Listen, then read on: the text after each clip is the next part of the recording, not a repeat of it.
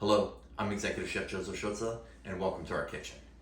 Today I'd like to share with you my recipe and technique for making sauerkraut. Sauerkraut is very easy to make. The ingredients are easy to source, they're inexpensive, and the process itself is pretty simple, pretty cut and dry. So join me now as I show you how I prepare this amazing condiment.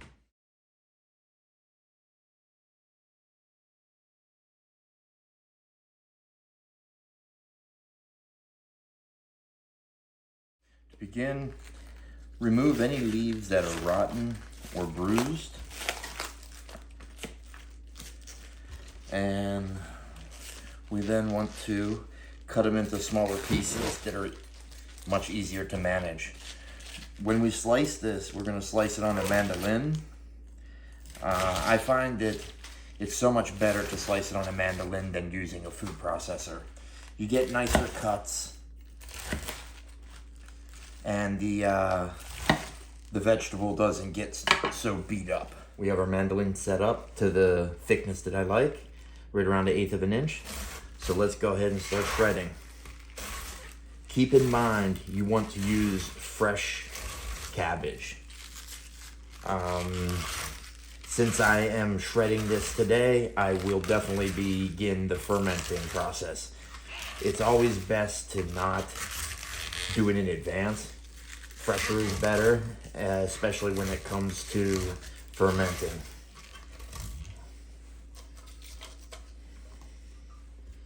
Some of these bigger pieces I will just chiffonade with a knife.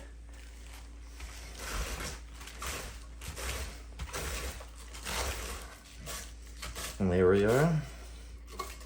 We have our cabbage shredded. Be careful, mandolins are extremely sharp and they're very unforgiving. So now we're done with this. I'll go ahead and clean up my mess here and we're on to the next step.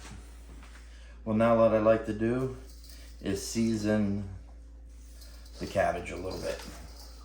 You don't need a lot of salt because the salt is in the brine. You already have your 2% by weight, and that's what's going to really jumpstart the fermentation process. And it's also, that's a correct percentage to make it safe. This wee little bit that I'm putting here, and then I'm gonna let it set for a few minutes, it's actually gonna start releasing the waters and liquids from the cabbage, which will also help with flavor and also creating more brine. Well, now our cabbage sit for about 10 minutes. I'd like to go ahead and start putting it into the jar.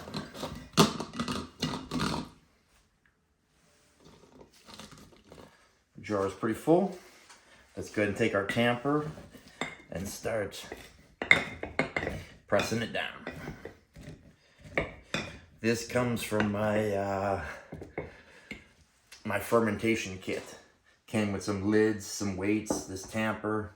It's one of the best gifts I've ever gotten. Let me tell you, it's amazing. I'll add my other bay leaf, some more of the peppercorns, and then some more of the caraways. Okay.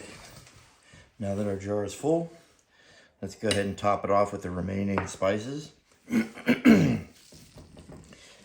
Pack this down one more time. That's giving us plenty of space there. Really, you don't want to go too far to the top because as the fermentation begins, there's going to be CO2 in there and it's going to bubble up. And that's the great thing about these lids here. These lids actually have a little nipple on them with a hole in it. And as the gas builds up, the pressure releases from it. And on a daily basis, you could come around and just squeeze it like this, and sometimes you'll hear it, you know, expel the gases from it. But otherwise, it's nice to have a plate underneath of it just for protection. So now that we have our salt brine, it has cooled down. Let's go ahead and pour it into the jar. It's critical to have the cabbage completely submerged. Anytime that you're fermenting, everything that you're fermenting must be submerged. So we're kind of close here. I know there's space when I was filling it, we saw it lift up. Well, now what I'm going to do is add a weight. And this weight will help ensure that this stays down.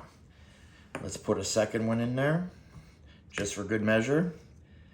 And there's a piece of cabbage here I want to get out of there. So now that we have that like so, let's put our burping lid on there and tighten our ring.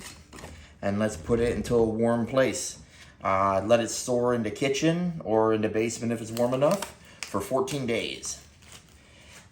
You could let it sit and ferment longer. It'll just give a more robust flavor. And a good idea to do is label it. Put a date on it, the date that it was beginning the fermentation and the date it's supposed to come out. And also set a reminder on your calendar.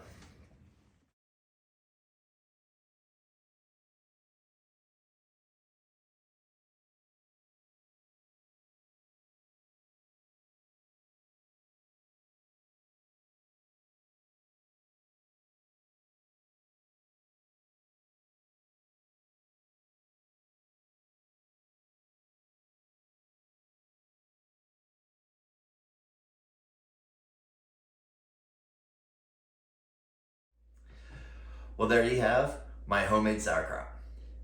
It's a little different than some. I'm just a firm believer in good sauerkraut has to have caraway seed. Just my opinion.